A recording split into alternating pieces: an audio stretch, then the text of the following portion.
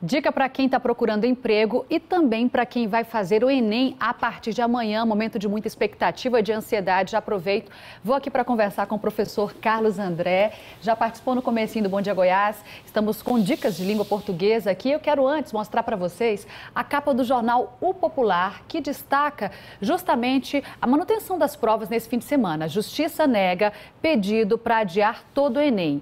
A prova está mantida para esse fim de semana nas escolas que não foram alvo de ocupação. Nas demais, atenção, o exame será realizado em dezembro.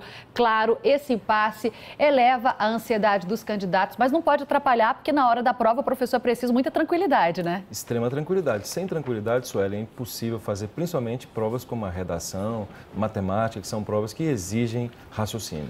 E o Gabriel, do setor São Judas aqui em Goiânia, pergunta o seguinte: em quantos processos a redação tem que ser dividida? Qual a dica para ele que vai fazer a prova a partir de amanhã? Gabriel, o que ocorre é o seguinte: quando se fala em redação, nós temos que pensar nas competências da redação. E a competência da redação, a primeira competência está ligada a verificar o tema, que é a competência de número 2. Verifique lá, quando você for ler a produção textual, leia o tema. Mas cuidado, além de ler o tema, leia também a coletânea. Assim você monta o seu projeto de texto e depois você faz a revisão gramatical de coesão, que está tudo certo. Lembrando que uma redação tem que ter assim, um começo, meio e fim, tem que ter uma história cadenciada. Então essas coisas são importantes, né? Não é só sair falando o que ele acha daquele assunto. Exatamente, Anderson. Isso nós chamamos, inclusive, de projeto de texto.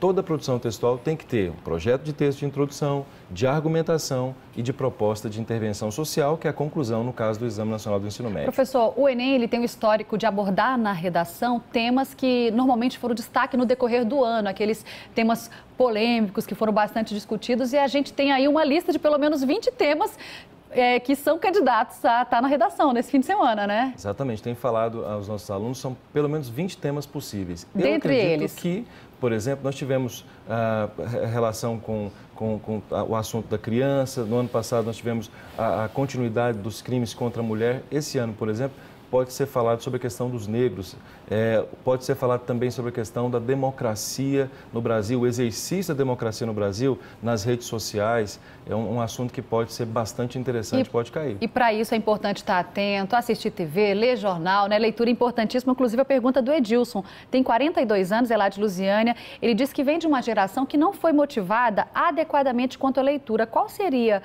a dica para desenvolver esse hábito? Veja só, eu inclusive faço isso com a minha filha, né? Minha filha caçula, leio com ela todos os dias, mas veja que detalhe interessante, mais do que ler é importante interpretar e fazer relação com aquilo que se lê. Hábito de leitura requer leitura, mas além da leitura, a interpretação e a relação do que você lê com aquilo que é do seu dia a dia. Isso é que faz a diferença não só no Enem, mas para a vida. E faz diferença também se preparar bastante, viu? Tem muita gente ainda em sala de aula, aproveitando aí para dar uma revisada no conteúdo, gente ansiosa, com medo aí dos famosos brancos, e a Mariana Boldrin fez uma reportagem para a gente. Vamos ver.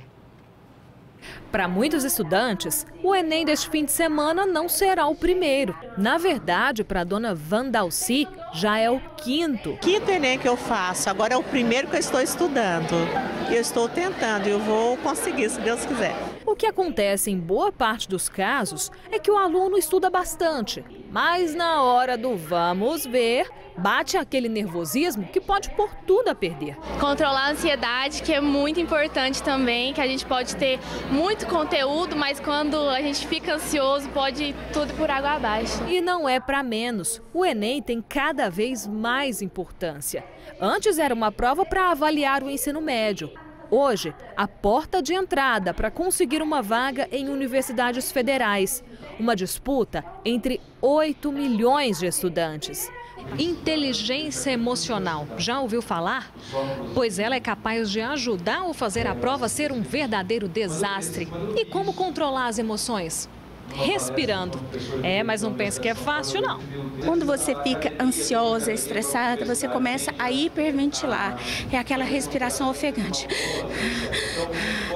E essa respiração, ela faz com que o seu cérebro, que a sua mente, bloqueie o acesso a essas informações. O Diego disse que vai tentar. Não custa nada e pode definir o resultado da prova. Espero não dar branco na hora, né? E colocar em prática aquilo que eu aprendi ao longo do estudo. Tá tudo ali guardado na cabeça, é só manter a tranquilidade. Manter tranquilidade. Aliás, um dos passos mais importantes para o Enem é isso, a tranquilidade, que vem do autoconhecimento. A gente vai continuar falando sobre esse assunto. Professor Carlos André Nunes participa daqui a pouquinho para responder outras perguntas. Você pode aproveitar e participar mandando, então, a sua dúvida por e-mail, QVT e WhatsApp. Até já, professor. Até já, Sueli. Tá certo, professor, tá certinho. Olha